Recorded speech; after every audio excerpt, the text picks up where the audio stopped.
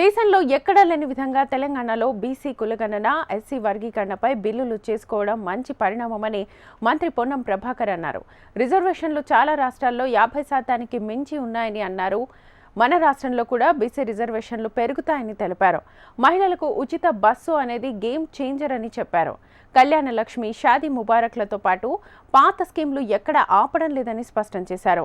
BRS పాలనలో ఆర్థిక విధ్వంసం జరిగిందని ఆరోపించారు.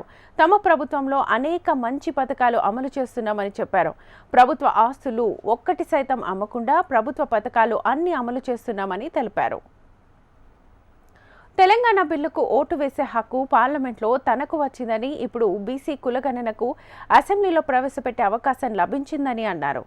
ఇక అందుకు చాలా సంతోషంగా ఉందని చెప్పుకొచ్చారు. అర్హత కలిగిన వ్యక్తికి యువ వికాస పథకం ఇస్తామని, పార్టీలకు సంబంధం లేకుండా అమలు చేస్తామని అన్నారు. బీసీ రిజర్వేషన్లు పెరిగిన తర్వాత కులాల వారీగా జనాభా ప్రకటిస్తామన్నారు.